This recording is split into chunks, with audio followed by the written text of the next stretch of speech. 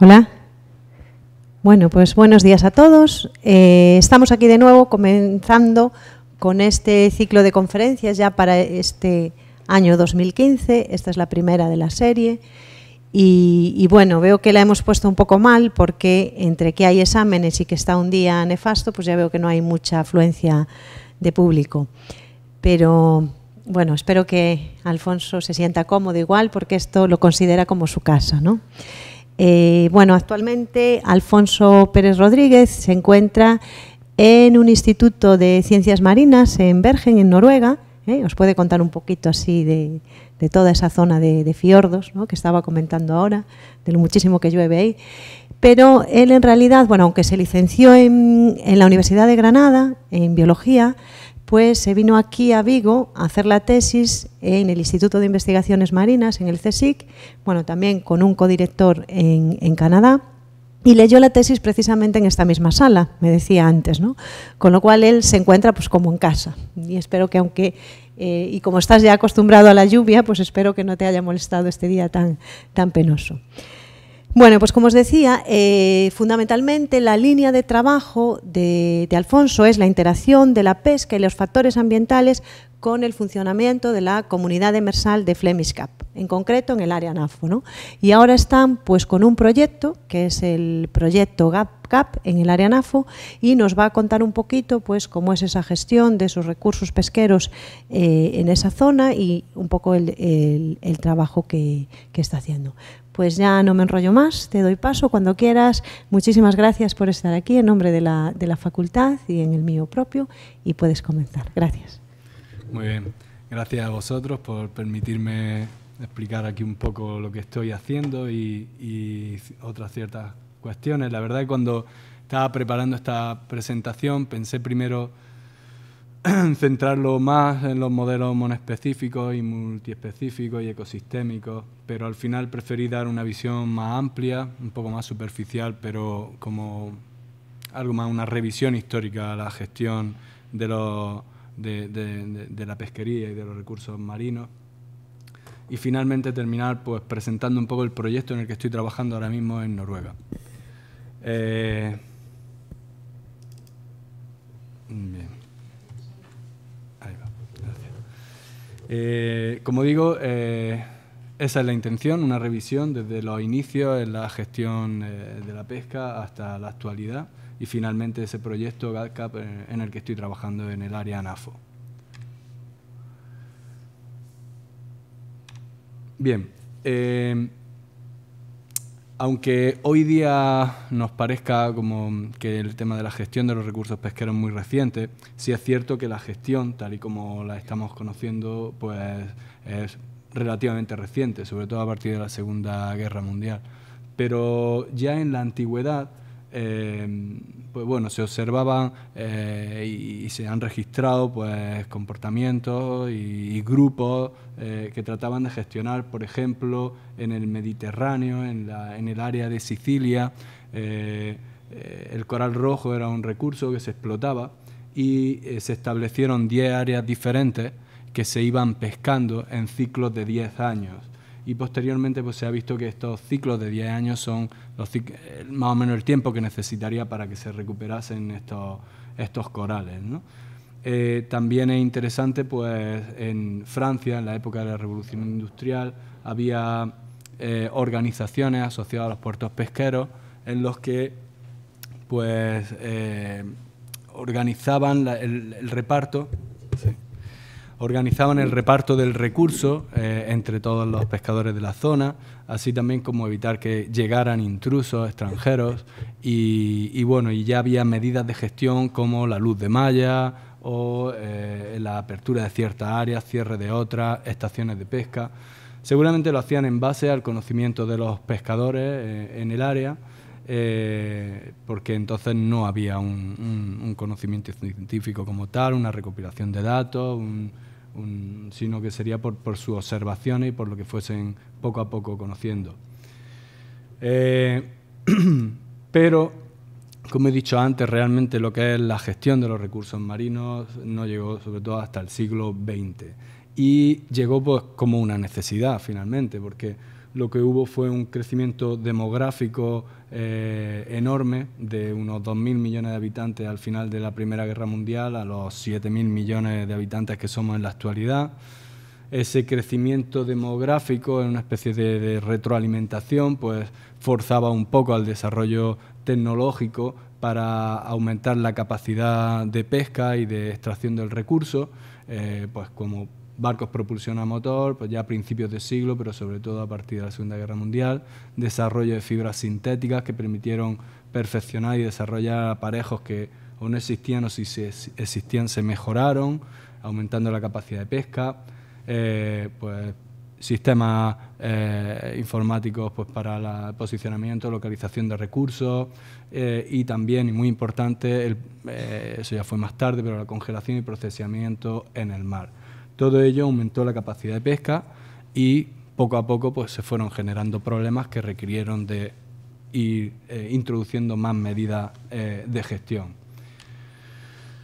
Voy a ir describiendo los periodos y un poco la evolución en lo que han sido las catástrofes, legislación internacional, un poco cambio en la política y cómo ha ido cambiando la conciencia política, científica y social en general acerca de cómo se deben gestionar los recursos a medida que ha ido siendo necesario. Sigue una clasificación de García y Newton, de la FAO, en la que en el primer periodo en el que empiezan ya, digamos, a verse, en el que la FAO está implicada, va del 1945 a 1958 y se denomina como un periodo de construcción y reconstrucción. La FAO se fundó en 1945, la FAO es la Organización de las Naciones Unidas para la Alimentación y la Agricultura en el mundo, y también la pesca. Se fundó en 1945 y en ese momento, después de la Segunda Guerra Mundial, en el que Europa estaba destruida, pues dio un mandato de asistir pues, a la reconstrucción económica de Europa, y eso implicaba también a la pesca. En ese momento, por las mejoras tecnológicas, los avances tecnológicos que comenté, algunos de ellos, propulsión a motor, fibra sintética, etcétera, pues se fueron aumentando las capturas, de 18 a 28 millones de toneladas a nivel mundial, capturas declaradas, claro. Ya entonces, en esa primera reunión de 1945, el Comité Técnico de la FAO ya identificaba problemas que son los problemas que seguimos teniendo en la actualidad, ¿no? Ya se empezaba a ver una sobrecapacidad de la flota, que se sobrepescaban y se iban agotando ciertos recursos. Algo muy importante, se identificó por la carencia de información, de datos, para empezar a pensar en ir gestionando recursos de alta mar, que en aquella época eran de 3 millas náuticas, o sea, muy cerquita de costa. De 3 millas náuticas hacia afuera no había prácticamente información, así que no había manera de hacer una gestión con una base científica. En ese momento empiezan ya los primeros colapsos, sardinela en la India, sardina japonesa, y la FAO, un poco posterior, a 1945, identificó stocks en el hemisferio sur que estaban infrautilizados y, claro, avisó pues, a los países en general con la intención de que realmente los países del hemisferio sur, que eran más pobres, pues explotasen esos recursos, pero lo que sucedió en realidad fue que los países del hemisferio norte, Europa, países del hemisferio norte más poderosos, con una tecnología más avanzada, fueron los que fueron y explotaron esos recursos. Esto llevó a que ciertos países como Perú, Chile, Ecuador, quisieran expandir su área de economía exclusiva de las actuales 3 millas, creo que era en ese momento, a unas 200 millas, o sea, una gran expansión. Pero no se consiguió acuerdo, y en esta primera conferencia de las Naciones Unidas sobre la Ley del Mar de 1958, esta propuesta no consiguió el apoyo del suficiente número de países y no se expandió ese límite a las 200 millas. El siguiente periodo, del 59 al 72, se define como un periodo de expansión en la pesquería e intensificación de la investigación. Realmente la intensificación de la investigación en esta época fue sobre todo investigación para el desarrollo tecnológico. Ya empezaba también a haber investigación y desarrollo científico para la gestión, pero escasamente aplicado y escaso también. Hubo un aumento en las capturas enorme, de 28 a 60 millones de toneladas, todo esto, o sea, este aumento se debió pues, a una expansión en el área de pesca, países Estados Unidos, europeos, los países de la Unión Soviética, Japón, subsidiaron a sus flotas pesqueras y las enviaron a pescar por el mundo y aumentar esa presión pesquera y atraer más recursos, ¿no?, a los países del norte. En esta época empieza ya a desarrollarse lo que se conoce como el Stock Assessment, la evaluación. El Stock Assessment es la evaluación del estado de los stocks, de las poblaciones que se explotan, de los recursos pesqueros. Comienza ya el desarrollo en estos años de modelos monoespecíficos que iremos viendo un poquito después. Y pues bueno, cada vez pues, se van sumando nuevos colapsos de pelágicos como la sardina, el arenque atlántico, también bacalao de Groenlandia y el eglefino del George Bank. Un hito histórico de este periodo es en 1958 la Convención de las Naciones Unidas en materia de pesca y conservación de los recursos vivos, que hoy día puede sonar como algo muy normal, pero estamos pues, en los comienzos de toma de conciencia, de crecimiento del poder del ser humano para explotar los recursos del medio marino y la problemática que empieza a surgir. En 1972, otro hito histórico, pues va creciendo la preocupación sobre las ballenas, las poblaciones de ballenas, y en 1972 se propone una moratoria para la pesca de ballenas de 10 años. Una moratoria que no se cumplió, pero que, bueno, también fue, digamos, un primer paso. Y a partir de 1974 las cuotas de captura de ballena anual se fijaban con criterios científicos, lo que se denominó como el New Management Procedure. Eran los inicios, digamos, de la aplicación del conocimiento científico para ir fijando cuotas. En el siguiente periodo, del 73 al 82, denominado de nuevo orden económico y variabilidad en los stocks, los avances tecnológicos, la electrónica, localización de recursos, sistemas de refrigeración y procesamiento del pescado en el mar que permitían pues, estancias más largas en el mar y capturas mayores. Llevó todo esto también a un incremento en las capturas que fue moderado en comparación con los anteriores. Parece ser que en relación al aumento en el precio del petróleo y también al empeoramiento de ciertos recursos. Continuaron los colapsos de la sardina en Namibia, la anchoveta peruana, la sardinera del Golfo de Guinea. Y ya en una conferencia de la FAO en 1973 sobre gestión pesquera y desarrollo se destacaba pues, el fallo generalizado en la gestión de las pesquerías en todo el mundo. Como digo, la denominación de esta época de variabilidad en los stocks, ya se van llevando a las poblaciones de peces y de recursos marinos a niveles en los que los factores ambientales empiezan a influirle más y esas influencias se van notando en variaciones, en oscilaciones en la abundancia y en la biomasa de esos stocks. Ya empiezan a depender de éxito del reclutamiento, de la entrada de nuevos individuos, de los nacimientos, digamos, de generaciones nuevas que de repente por condiciones ambientales son exitosos y la población da un repunte. Empiezan a oscilar. Se destacó en esta conferencia que el exceso de subsidios de naciones, sobre todo pues, la Unión Soviética, por ejemplo, en el Atlántico Noroeste, y muchos otros países de subsidio a las flotas, lleva a una ineficiencia económica y a una explotación excesiva de los recursos. En gran parte esto también relacionado con el acceso abierto a las pesquerías, es decir, entonces todavía los países tenían una capacidad de gestión de solamente 3 millas, creo que entonces ya estaba en 12 millas, pero era relativamente estrecha, entonces el mar era libre, todo quien quisiera podía ir a pescar donde quisiera. Y claro, era una carrera por ver quién pescaba más. En esta época ya se empieza a hablar del enfoque de precaución en la gestión de la pesca. El enfoque de precaución lo que trata es que en el mar, con una complejidad en su funcionamiento enorme, con una carencia de datos, hay una gran incertidumbre sobre ciertos procesos, o la mayoría de ellos. Entonces, claro, si uno va a tomar una decisión sobre un proceso sobre el que hay mucha incertidumbre, este enfoque de precaución lo que dice es que hay que ser conservador en las decisiones que se tomen cuando esa incertidumbre es muy, muy grande. Y este fue un momento en el que ya se empezó a hablar de eso. Parece obvio, pero en aquella época todavía no lo era. En 1975 ya se llega a la declaración unilateral de la zona económica exclusiva de 200 millas náuticas, que se formalizó en el 82 en la tercera reunión de las Naciones Unidas para la Ley del Mar y que fue ratificada por 60 países en el 93. Pero ya en el 75, ya digo, muchos países, entre ellos Canadá, que lo veremos luego, declaró esas 200 millas náuticas como zona económica exclusiva del país, de forma que ya los países no podían entrar libremente a pescar en esa zona.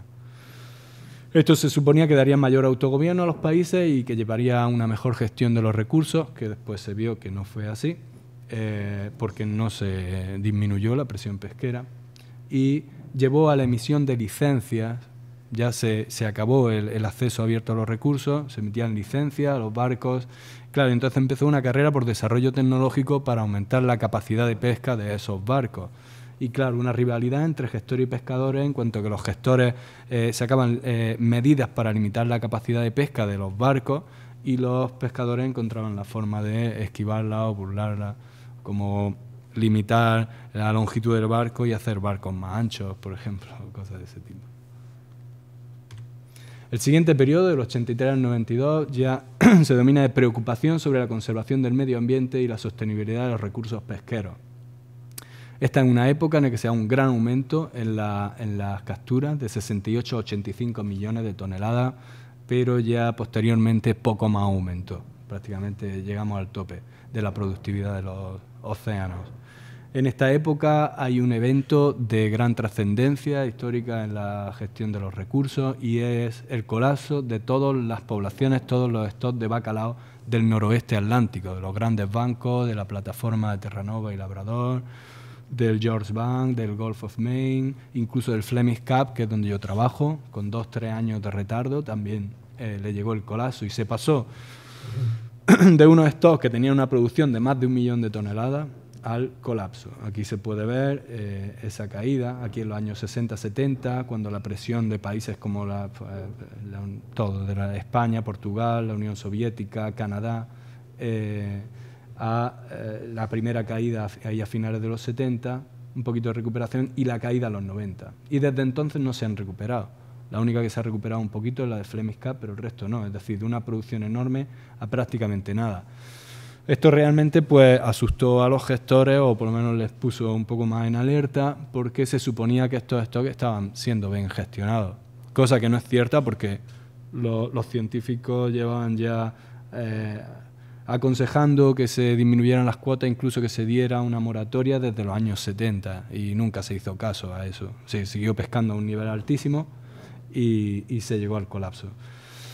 Pero bueno, esto lo que llevó es que, a que la opinión pública de países democráticos que tienen presión a la hora de votar sobre sus gobernantes, pues todo ello también guiado por lobbies medioambientales, la ONG, empezaran ya a ejercer una influencia. La gente empezaba a estar preocupada, no solamente por el medio marino, el medio terrestre, contaminación en general, la atmósfera, todo. Era los años 80, 90, momento de aumento en la conciencia medioambiental y aumenta la presión a los políticos y ya empieza el enfoque de precaución, empieza a tomarse cada vez más en serio, se empieza a hablar, aunque todavía quizás sin darse cuenta de lo que después veremos como el enfoque de ecosistema, una visión integral en la gestión de los recursos, considerando no solo la gestión de la actividad pesquera, sino otras actividades como la acuicultura y el transporte marítimo, explotación de recursos mineros, etcétera.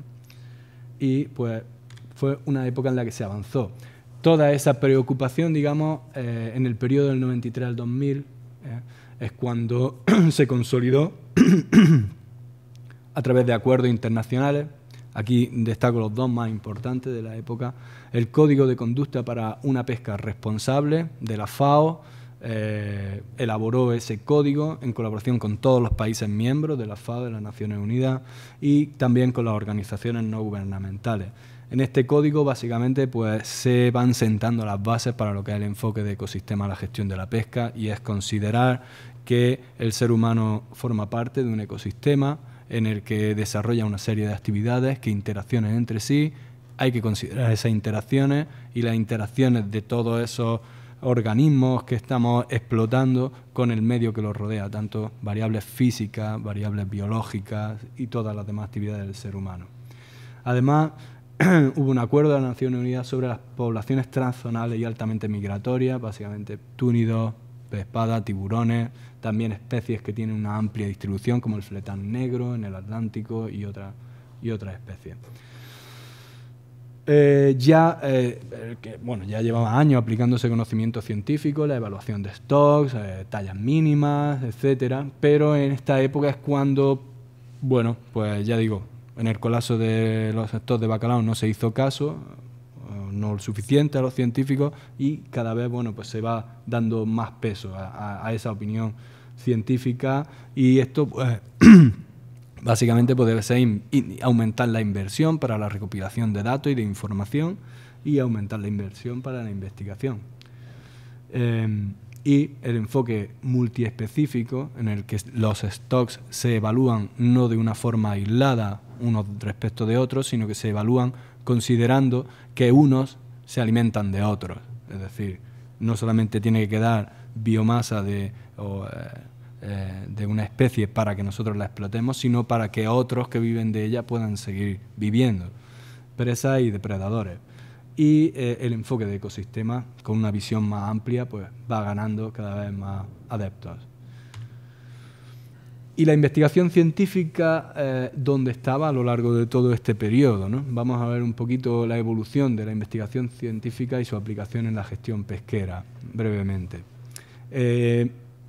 A finales del siglo XIX, aquí recojo dos frases que un poco resumen ya el pensamiento de la época, ¿no?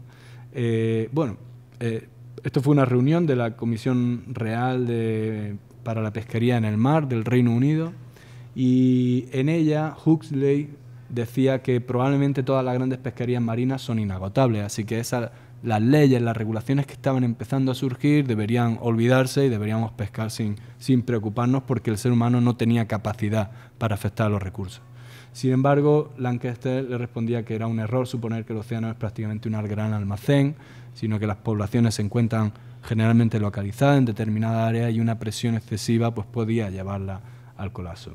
Esta discusión, que puede parecer ridícula hoy día, pues en ese momento marcaba el inicio, digamos, de la discusión sobre si hay que gestionar, si hay que preocuparse por gestionarlo seriamente o no. Pero el inicio, digamos, de la investigación científica de una forma más seria podría fijarse quizá con la fundación del ICES en 1902, que es el Consejo para la Exploración del Mar, Consejo Científico para la Exploración del Mar. Empezaron realizando estudios en el Mar del Norte, Atlántico Norte, estudios, pues empezaban a determinarse la edad de los peces, y esto permitía pues hacer estudios de crecimiento, y con ese estudio de crecimiento determinar de una forma científica pues tallas mínimas, establecer luces de malla para los aparejos que se utilizaban para pescar, de forma que se permitiera que se pudieran reproducir. Otra cuestión muy importante es la aparición del concepto de stock, de población como unidad de gestión. Gilbert en 1902, haciendo un estudio sobre la maduración en los salmones, pues llegó a decir que esas poblaciones de salmón eran diferentes y debían gestionarse por separado. Y más tarde, allá ya por los años 20, comienzan a aparecer los primeros modelos matemáticos monoespecíficos, es decir, que se centraban en una especie únicamente, para evaluar el estado de las poblaciones que estaban siendo explotadas, el estado de los stocks.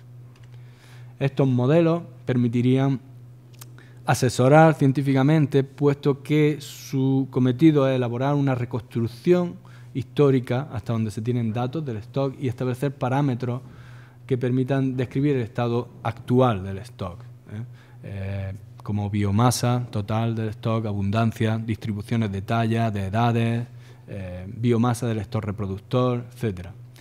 Y esto permitiría proponer acciones específicas, pues cuotas para el año siguiente, qué tallas y determinadas áreas, etcétera, y hacer predicciones a largo plazo sobre determinadas estrategias de gestión y predecir con esos modelos matemáticos hacia dónde puede ir la población si aumentamos las capturas o explotamos más este rango de talla o este otro. Y el enfoque de precaución, asesorar sobre la solidez de determinadas estrategias de gestión, lo que hoy día se llama la evaluación de estrategias de gestión. Conociendo la incertidumbre sobre determinados procesos, parámetros, asesorar a los gestores sobre el riesgo que se corre si se toma cierta decisión u otra.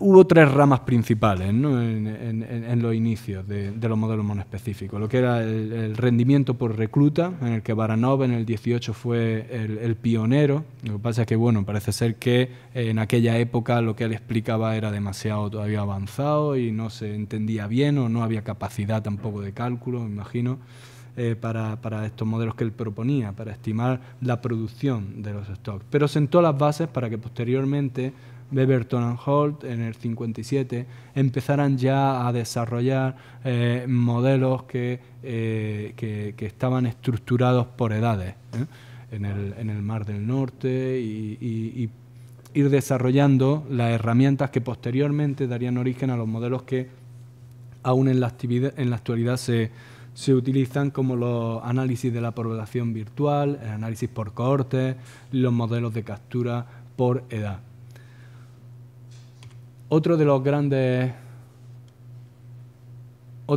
avances fueron Pearl and Reed en 1920, tomando la ecuación de crecimiento exponencial de Malthus, introdujeron un término que lo que llevaba era a una ecuación logística que es más biológicamente razonable, y es que las poblaciones, a medida que se acercan a ciertas biomasas, a lo que es la capacidad de carga del sistema, pues ya no pueden crecer más o oscilan alrededor de esos valores. Posteriormente, Schaeffer en el 54 desarrolló los modelos de producción a partir de esta ecuación logística y desarrolló un concepto que hoy día es el que se está utilizando, que es el de rendimiento máximo sostenible, y se trata de encontrar cuál es la biomasa de ese stock, de esa población, a la cual podemos observar la máxima producción. El tercer pilar que se comenzó a desarrollar ahí por los años 50 fueron los modelos de stock reclutamiento. En estos modelos, Ricker, Beaverton y Holt, a mediados de ahí en los años 50, lo que dijeron fue básicamente que los stocks tenían cierta capacidad de autorregulación, en parte por lo mismo que había explicado anteriormente, porque el sistema tiene una capacidad de carga, una población no puede estar creciendo hasta el infinito, y a partir de cierta biomasa del stock reproductor, la capacidad reproductiva de ese stock disminuye y también disminuye la capacidad de supervivencia de los descendientes. Ese era el modelo de Ricker, en el que a medida que aumenta la biomasa del stock, disminuye, digamos, el éxito en el reclutamiento.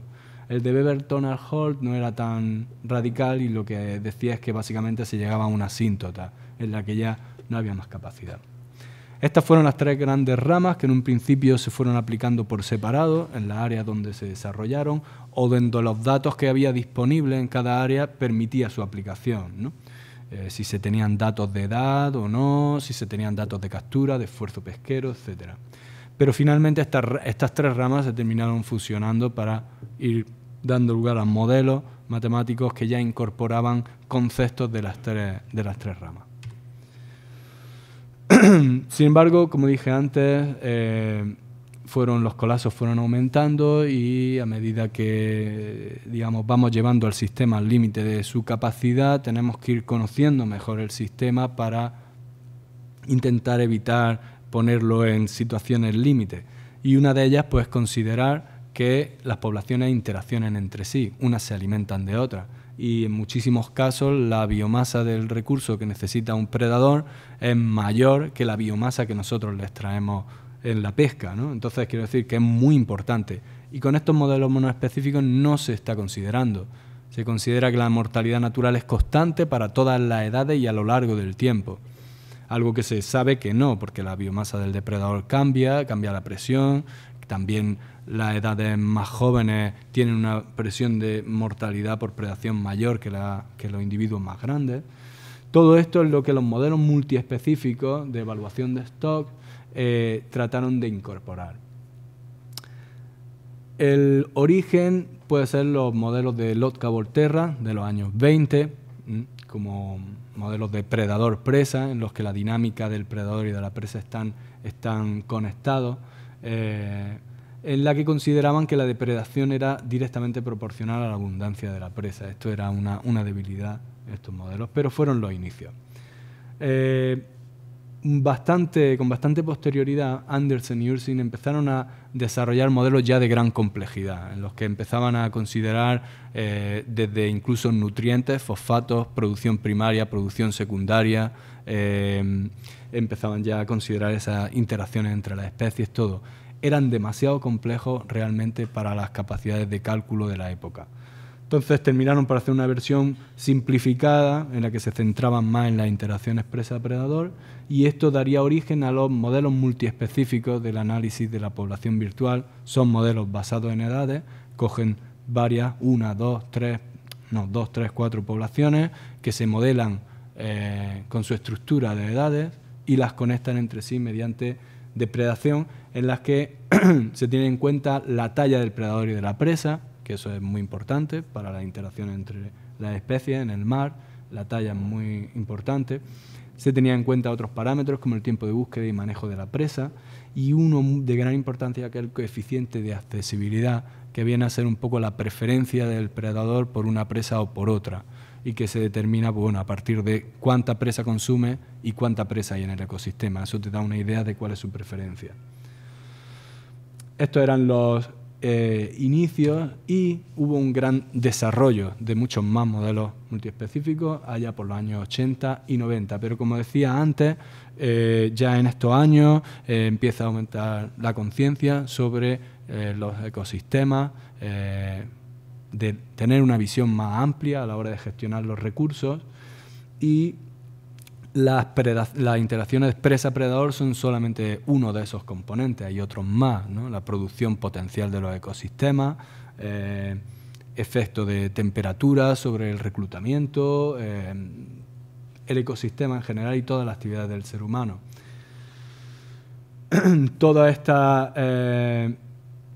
principios y las cuestiones que se deben considerar en el enfoque de ecosistemas ya se iban recogiendo en esos acuerdos internacionales de los que hablé antes, como el Código de Conducta Responsable para la Pesquería de la FAO, Convención para la Diversidad Biológica, pero fundamentalmente ya el desarrollo del marco conceptual y de las guías para el enfoque de ecosistemas se han desarrollado a principios de este siglo. En la cumbre de Johannesburgo ya se fomentaba a los países, se les presentaban las guías para llevar a cabo este enfoque de ecosistema mucho más integral de todos los recursos, de los recursos cercanos a la costa, en alta mar, y desarrollar ese enfoque de ecosistema con vista al año 2010. Realmente la complejidad es enorme, la incertidumbre a muchos niveles es enorme, hace falta mucha investigación, hace falta desarrollar muchas herramientas que todavía no están, pero por lo que se ha visto y por lo que he ido presentando, esto lleva hay una inercia, ¿no?, muy lenta en este proceso. Entonces, como una manera de ir forzando a que se vayan moviendo los científicos y los gestores en esta dirección mucho más integradora a la hora de gestionar los ecosistemas. Para ese enfoque de ecosistemas hacen falta una serie de modelos de evaluación de las poblaciones, de los ecosistemas en general, modelos a distintos niveles, modelos con una visión mucho más amplia, con números más generales, modelos más concretos, que se centren más en áreas concretas, en poblaciones concretas. Y aquí presento básicamente dos de esos dos tipos de esos modelos que podrían cubrir esos dos niveles que creo que son necesarios. Uno son modelos que se desarrollan a un nivel mucho más local, en áreas mucho más concretas y considerando menos componentes del ecosistema, que tienen una aplicación práctica mayor, son de aplicación más directa, son los Minimum Realistic Models, como los que hablé antes, los modelos multiespecíficos de análisis de la población virtual, y estos otros, Multspec, Formicon, Gadget, que se desarrollaron en el mar de Barents, trabajando con capelán, ballenas, bacalao. Si consideran áreas diferentes, están bastante circunscritas, ¿no?, en una zona. O los modelos bioenergéticos que se desarrollaron también tomando como base los de los Volterra y demás. Y después están los modelos de una visión mucho más amplia, que permiten asesorar a los gestores pues, en estrategias más generales, que son los modelos, los Whole Ecosystem Models y los Dynamic System Models. El más utilizado en la actualidad es EcoPath. Es un modelo en el que se considera desde los nutrientes, fitoplancton, zooplancton, producción a todos esos niveles, peces pelágicos que se alimentan, peces demersales, el detritus, reciclado del detritus. Son modelos de gran complejidad y con una incertidumbre enorme porque, como digo, realmente estamos al inicio prácticamente, se puede decir. Conocemos cosas, pero está todo por conectar y por descubrir, así que la incertidumbre es enorme, pero son de gran utilidad para asesorar a los gestores en líneas generales, ¿no? Si adoptamos estas medidas de gestión, más o menos por dónde podría ir el ecosistema. Y te ayudan a ver reacciones del ecosistema que así, simplemente pensando, sería difícil llegar a darse cuenta. Los de mayor complejidad de todo, el más complejo es Atlantis, que además de considerar el ecosistema al completo, como EcoPath, EcoSim o EcoSpace, además consideran también modelos socioeconómicos y lo integra con esto. Entonces la complejidad ya es enorme, la incertidumbre también, pero bueno, estamos al inicio, prácticamente el desarrollo es de este siglo prácticamente. Y todos estos modelos suelen hacerse para regiones muy amplias, pues prácticamente todo el Atlántico noreste o regiones realmente muy amplias. Ahora quería explicar un poquito el proyecto que yo estoy haciendo brevemente y para eso voy a centrarme un poquito más en el área NAFO. En el mundo hay gran cantidad se denomina organizaciones regionales de pesca que se ocupan pues, de gestionar los recursos que están fuera de esas 200 millas náuticas y que son aguas internacionales, o bien también recursos que están compartidos entre aguas internacionales y aguas nacionales y que el país en cuestión pues, acepta que se gestionen por estas organizaciones internacionales, ¿no?, para tener una visión más integral en la gestión del recurso. Todas estas son esas organizaciones internacionales y una de ellas es NAFO, que está en el Atlántico noroeste. Aquí un mapa más en detalle de la zona, Terranova, aquí Canadá, Groenlandia, toda esta zona en blanco es la que gestiona la NAFO, que es la Organización para la Gestión de la Pesquería del Atlántico Norte. Originalmente pues, se llamaba ICNAF y se fundó en 1950, es una de las más antiguas, y desde 1979, cuando Canadá delimitó esta línea azul, serían las 200 millas náuticas, pasó a denominarse NAFO y sus competencias cambiaron. Se ocupa básicamente de la gestión de los recursos demersales, son estas poblaciones que viven cerca del fondo, bacalao, fletán, platija americana, camarón, gallineta, etcétera, no de los bivalvos ni de las poblaciones altamente migratorias como atunes y estas especies.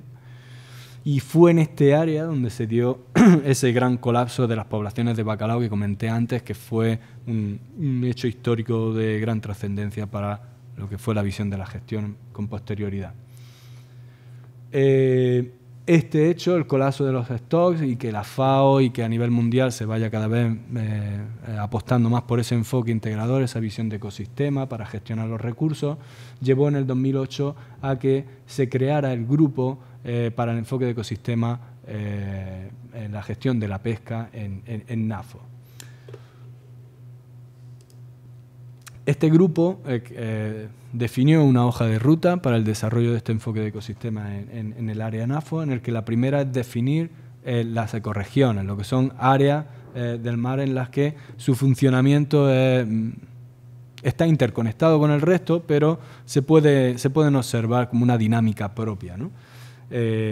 Aquí en este mapa ya se ven algunas de esas ecorregiones que se están definiendo en la actualidad, en base a diversidad de la zona, productividad de la zona, corrientes, etc. Otra de las grandes líneas de trabajo es determinar el estado de los ecosistemas a todos los niveles, desde ecosistemas marinos vulnerables, corales, esponjas, poblaciones de peces y sus relaciones funcionales, sus interacciones, pues interacciones de tipo presa-predador, como comentaba antes, y para eso son necesarios desarrollos de modelos multiespecíficos y también, y muy importante, es determinar cuál es la producción potencial de un ecosistema. Potencial porque, digamos, un ecosistema se puede ver pues, como una maquinaria con un montón de engranajes, y si todos esos engranajes están perfectos y bien engrasados y todo, pues la energía fluye en ese ecosistema bien, pero si empezamos a quitarle piezas, pues claro, ya no fluye tan bien. Entonces esa producción de fitoplancton, que empieza con el fitoplancton, pues se podría traducir en una menor producción en los recursos que a nosotros nos interesan, ¿no? Los peces. Y todo eso hay que ir estimando y haciendo números.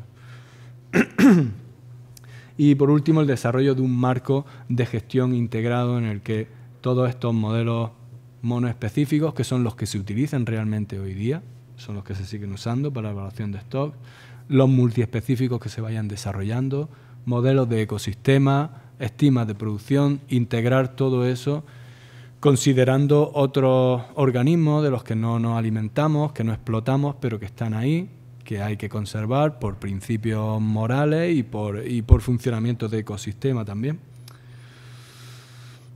Y bueno, pues dentro de esas líneas de trabajo, de este grupo de trabajo para el enfoque de ecosistema, está el proyecto que yo estoy desarrollando ahora. Es un proyecto financiado con el programa Marie Curie de la Unión Europea. Si os interesa ver información sobre este programa, podéis mirar en este sitio web. Se financia pues becas predoctorales para el desarrollo de tesis doctorales, contratos postdoctorales una vez que uno ha terminado la tesis para continuar en la investigación y diversas ayudas para la investigación. El objetivo de este proyecto es desarrollar un modelo multiespecífico gadget para la evaluación de stock para el Flemish Carp, considerando el bacalao, la gallineta, que son 3 especies diferentes, y el camarón. Y este proyecto tiene una duración de 2 años. Estoy en el segundo año ahora, comenzando el segundo año. Presento muy brevemente el Flemish Carp. Esta es la zona NAFO que os presenté antes, y el Flemish Carp está aquí. Es una montaña submarina, empieza a partir de los 120 metros de profundidad más o menos, que está separada de los grandes bancos de Terranova por un canal denominado el Flemish Pass, con profundidades que van más allá de los 1000 metros. Eso, junto con la oceanografía, le proporciona cierto aislamiento que es importante a la hora de definir esas ecorregiones y a la hora de definir unidades sobre las que desarrollar modelos multiespecíficos, porque hay que definir las poblaciones que tienen una dinámica propia, etcétera. La historia pesquera en el Flemish Carp, muy similar a la de todo el noroeste atlántico, con el bacalao y gallineta como principales especies explotadas. Aquí en amarillo, la gallineta, en verde el bacalao. El colapso del bacalao no se llega a extinguir, pero comercialmente sí se extingue la especie a mediados de los 90.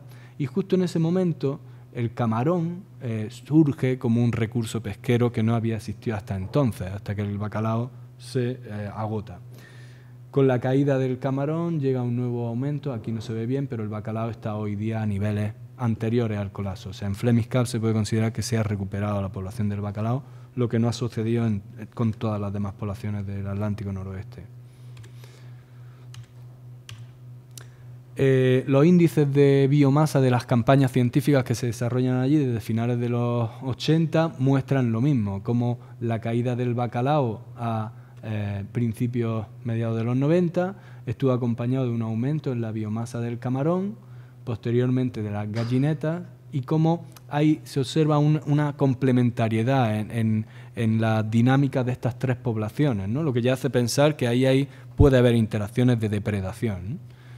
Si miramos al contenido, a la dieta del bacalao, no presento aquí nada más que la del bacalao, no de la gallineta, se puede ver cómo el bacalao se alimenta de camarón y se alimenta también de gallinetas.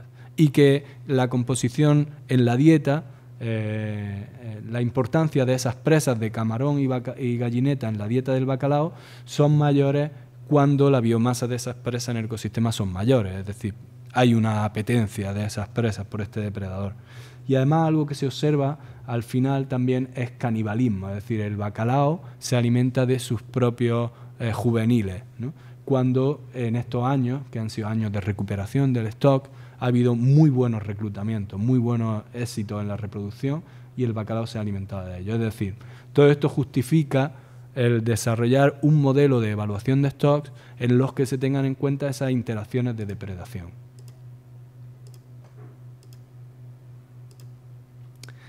Hice algunas estimas de consumo en los que se veían, bueno, son estimas basadas en modelos con muchas asunciones, pero en los que se ven que las biomasas que el bacalao llega a consumir y que la gallineta también llega a consumir de camarón y de gallineta son enormes. Y hasta ahora no se están considerando, es decir, no se están teniendo en cuenta. A la hora de tú determinas una biomasa del stock, decides cuánta biomasa vas a retirar de ese stock y no estás considerando que la depredación quizá está retirando tanta como tú. Entonces quizá vas al año que viene y te encuentras con la sorpresa de que ese stock que tú esperabas que estuviese a un nivel determinado está a un nivel mucho menor. Los modelos multiespecíficos ahí es donde tratan de ayudar a hacer esa estima y prever por dónde puede ir la dinámica de las poblaciones por estas interacciones. Los objetivos de este proyecto que estoy desarrollando, primero, desarrollar modelos monoespecíficos para bacalao, gallineta y camarón por separado, en el bacalao considerando el canibalismo, y después conectar esas tres especies en un único modelo multiespecífico. Los modelos que utilizo son gadgets, ya los presenté un poquito, bueno, solamente los comenté. Son modelos muy flexibles que tienen capacidad de ser muy complejos o muy simples, según los datos que uno disponga, el tiempo que uno disponga para trabajar con ellos.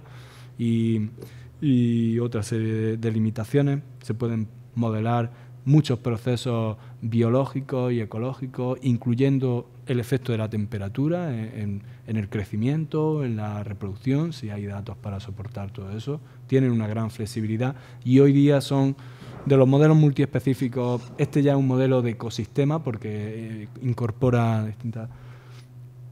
Es uno de los modelos digamos, más prácticos y que llegan a más profundidad. En este proyecto participan pues distintas instituciones de distintos países, como el Instituto de Investigaciones Marinas, donde hice la tesis, con distintos investigadores de allí, el Centro Oceanográfico de aquí de Vigo, el Instituto de la Pesca del Mar y de la Atmósfera de Portugal y el Departamento para la Pesca de Océanos de Canadá. Están colaborando, pues ayudándome, proporcionándome datos para desarrollar estos modelos y ayudándome con su conocimiento y experiencia con todos estos stocks de bacalao, gallineta y demás. Y nada, eso es todo. Muchas gracias.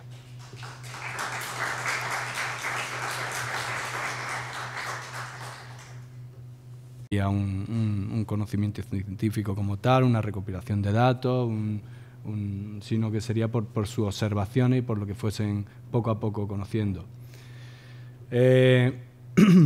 Pero, como he dicho antes, realmente lo que es la gestión de los recursos marinos no llegó sobre todo hasta el siglo XX.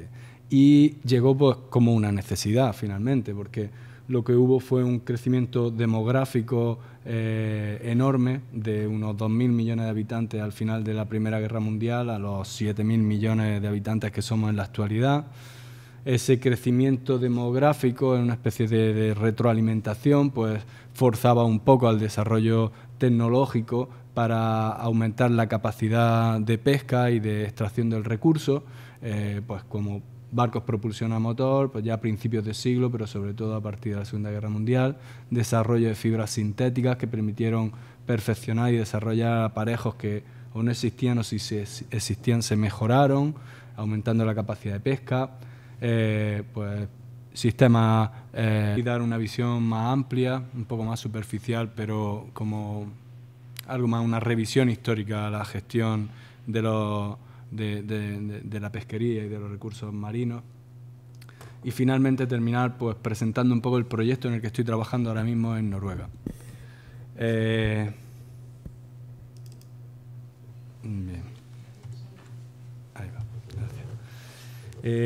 Como digo, esa es la intención, una revisión desde los inicios en la gestión de la pesca hasta la actualidad y finalmente ese proyecto GATCAP en el que estoy trabajando en el área ANAFO. Bien, aunque hoy día nos parezca como que el tema de la gestión de los recursos pesqueros es muy reciente, sí es cierto que la gestión, tal y como la estamos conociendo, pues es relativamente reciente, sobre todo a partir de la Segunda Guerra Mundial. Pero ya en la antigüedad, pues bueno, se observaban y se han registrado pues comportamientos y grupos que trataban de gestionar, por ejemplo, en el Mediterráneo, en el área de Sicilia, el coral rojo era un recurso que se explotaba y se establecieron 10 áreas diferentes que se iban pescando en ciclos de 10 años.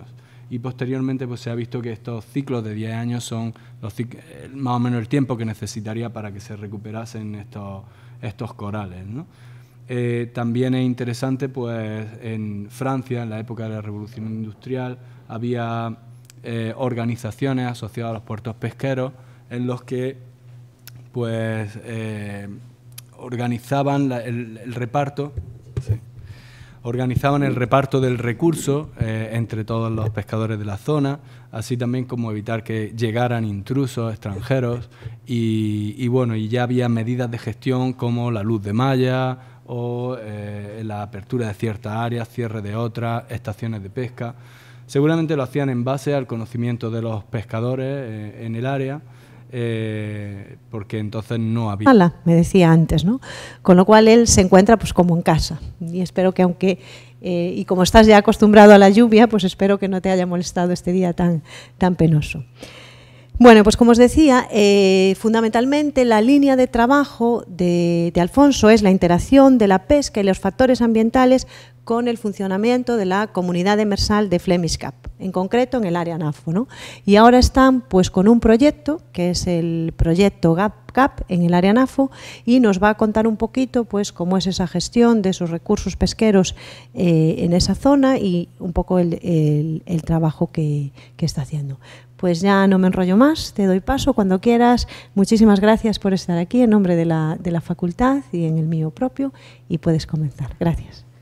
Muy bien, gracias a vosotros por permitirme explicar aquí un poco lo que estoy haciendo y otras ciertas cuestiones. La verdad es que cuando estaba preparando esta presentación pensé primero centrarlo más en los modelos monoespecíficos y multiespecíficos y ecosistémicos, pero al final preferí...